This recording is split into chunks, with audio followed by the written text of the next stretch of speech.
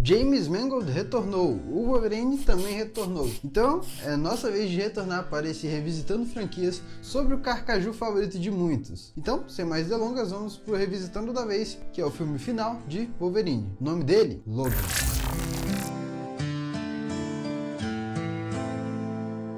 Sim, o James Mangold, que fez o segundo capítulo dessa trajetória do Wolverine nos seus filmes solos, retornou para esse terceiro filme aqui. Ele havia trago algumas coisas interessantes sobre o que ele gostaria de trabalhar na história e no cânone do personagem, mas como o estúdio pedia mais ação e os filmes de super-herói também pediam mais esse tipo de ação, eles decidiram fazer aquilo lá que se viu em Wolverine Imortal. Um filme que nem fede nem cheira. A questão é que aqui a gente não tá falando de um diretor qualquer. A gente tá falando de um cara que fez Garota Interrompida e Johnny Jr., por exemplo. Johnny Jr., caso você não conheça, é a cinebiografia do Johnny Cash, que tem o Joaquin Phoenix estrelando o filme. Mas é claro, o maior destaque do diretor tinha sido trabalhar como roteirista em Oliver e Sua Turma. Mas brincadeiras à parte, depois de Logan, ninguém ia discutir qual era o seu melhor trabalho, pelo menos recentemente. Então, com muito Johnny Cash no ouvido, o James Mangold decidiu, então, contar um pouco mais sobre a maldição do nosso carcaju favorito, a imortalidade do Wolverine. O filme já começa mostrando o quão acabado tá o Logan. Ele trabalha como motorista enquanto ele dorme na própria limusine. Como ele não tá tentando caçar confusão, ele normalmente tenta resolver tudo na lábia, né?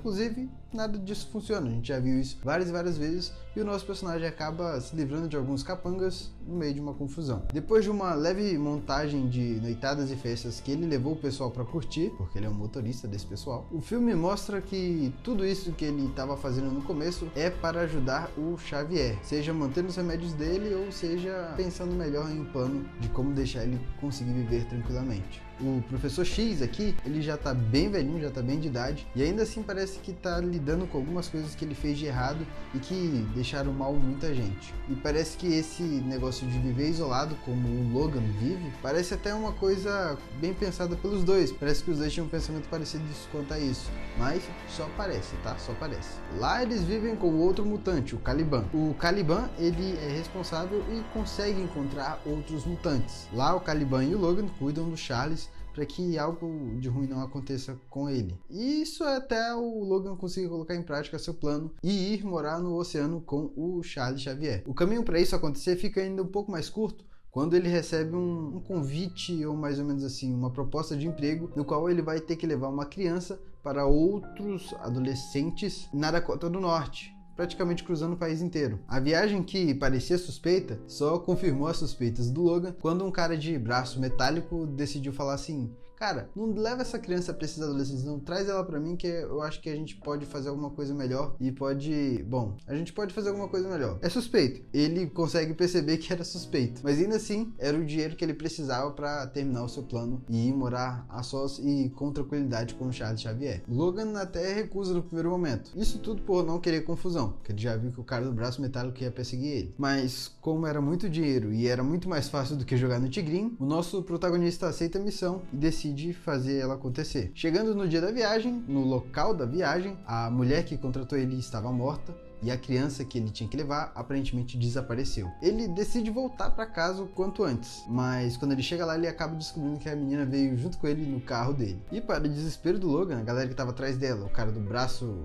metálico, pois é, eles encontraram o Logan, sabiam onde ele morava e estão atrás da garota. Só que para eles conseguirem fugir, aparentemente eles iam ter que lutar, né? E a garota já aparece com a cabeça de um dos capangas no braço e ainda jogando pro carinha de braço de metal. O que ela queria? Bom, sangue, né? Então ela foi atrás de matar mais gente, enquanto o Charles e o Logan tentavam sair dali. É claro, no fim das contas o Logan acaba levando ela e o Charles embora e escapando desses capangas numa cena de tirar o fôlego de uma perseguição incrível com uma limusine. Eles escapando pelo trem. Acho que você lembra dessa cena e o quão incrível ela é. É meio que o cartão de visitas dessa garota, que agora a gente descobre que tem o nome de Laura e que pode fazer coisas que acho que até o Wolverine tava querendo fazer. Quem fica pra trás é o Caliban. O Caliban, que infelizmente vai ser usado como cão farejador para continuarem a busca pelos nossos três protagonistas da vez. Nessa jornada, né, de cruzar o país, a gente percebe que o Charles conseguiu usar seus poderes sem afetar muita gente e que ele conseguia manter um contato com a Laura antes dela dela chegar ali. Ele aparentemente até ajudou a galera que são os amigos da Laura a escapar de onde eles estavam vivendo. Até porque onde eles estavam vivendo era mais ou menos o lugar onde testavam os poderes deles. E quais os poderes da Laura? Bom, os poderes da Laura são praticamente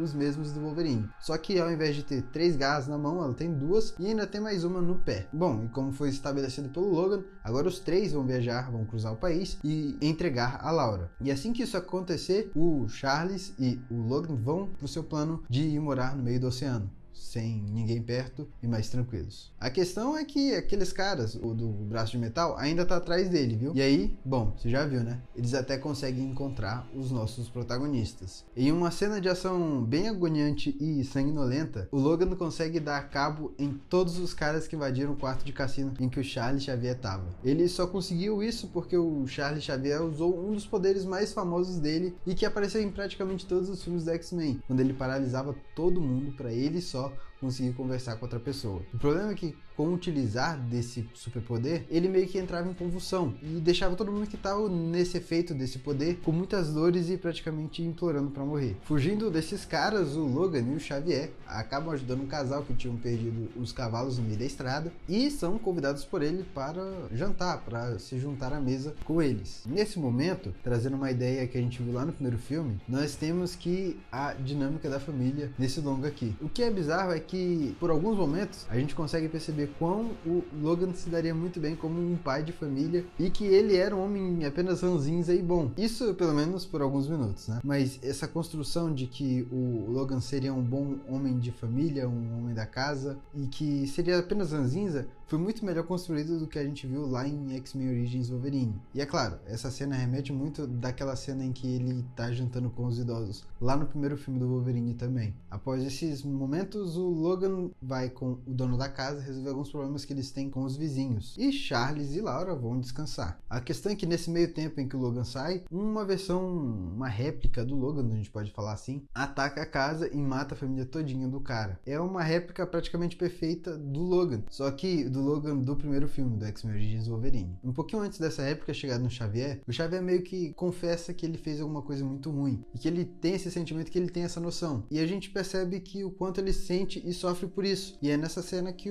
a réplica do Logan mata ele. A Laura, que era a Karga, também foi presa por essa réplica do Logan. E é uma cena bem tocante por conta de todo o simbolismo que ela representa para o Logan, o Charles e os X-Men naquele cenário. A Laura e o Logan conseguem escapar porque os vizinhos que estavam trazendo problema para aquela família resolveram aparecer na casa e caçarem confusão com o Logan, só que era a réplica do Logan. E aí eles atrasaram o vilãozinho e acabam dando chance do Logan quebrar o pau ou quebrar o cara. O Caliban, que meio que foi obrigado a rastrear eles até onde eles estavam, ele meio que se sacrifica para que o Logan e a Laura conseguissem fugir, explodindo o carro onde ele estava sendo preso e deixando todo mundo meio perturbado ali no local. Nessa cena de escape do Logan e da Laura, a gente tem uma coisa bem interessante que eu não sei se foi proposital, mas que o James Mangold fez. E, bom, que bom que fez, né? Quem lembra do primeiro filme do Wolverine deve lembrar que tudo que o Wolverine fazia se resumia a brigar, até que ele estivesse todo ferrado, e mesmo assim ele continuava brigando. A sacaneada aqui do James Mangold para com essa versão do Logan é injustamente porque essa versão de réplica aqui, que não tem alma do Logan, ela meio que não tem raciocínio,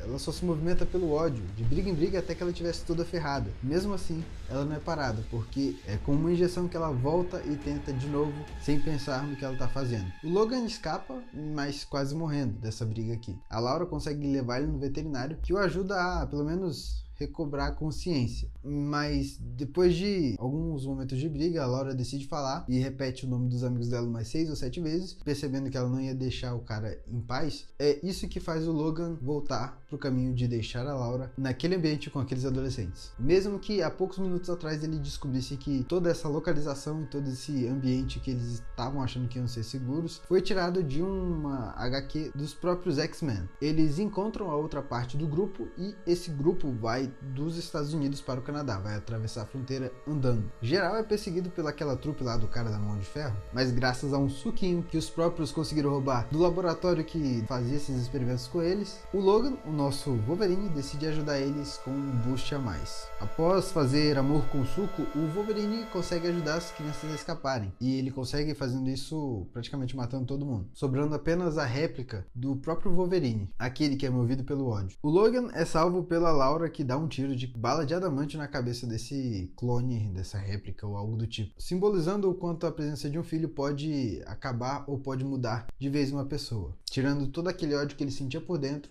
e transformando num sentimento de gratidão por ver o que ele está construindo. Além de fazer essa referência ao primeiro filme, usando o Logan sem alma, o filme não tem medo de mostrar que é assim que terminam as pessoas que vivem de ódio, sem fazer aquela roubada na trama, sabe? De que uma bala de adamante não vai te matar, vai só te fazer perder a consciência. Pois é, aqui o diretor teve coragem e deu sim um destino final para essa versão do Logan.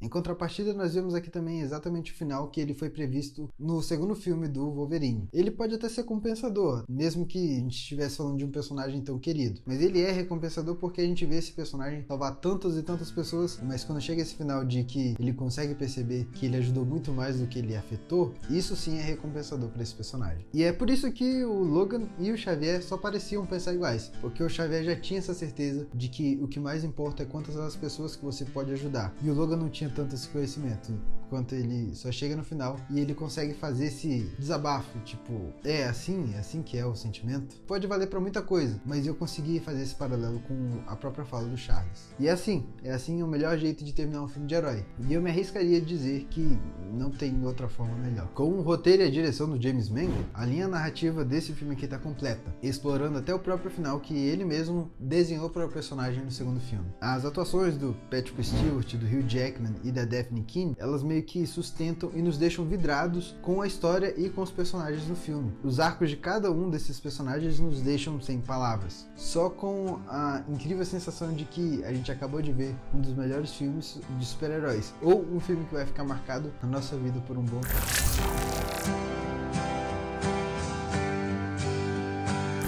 Esse foi o meu comentário sobre Logan, o terceiro e último filme desse Revisitando Franquias. É claro, o Wolverine vai voltar com Deadpool e Wolverine, eu vou fazer a crítica logo mais desse filme também, mas eu te espero aqui para os próximos vídeos, porque ainda tem o vídeo do segundo filme de Deadpool que vai sair ainda essa semana, eu acho, ou na semana que vem. Tá passando aqui embaixo as minhas redes sociais, eu vou deixar aqui embaixo também na descrição o meu Letterboxd, se você quiser me seguir lá e tal. Às vezes eu faço lá algumas coisinhas, é claro, eu não ligo muito pra nota, mas se você quiser lá me acompanhar, tá convidado também. É isso, eu te espero no próximo vídeo e tchau, tchau!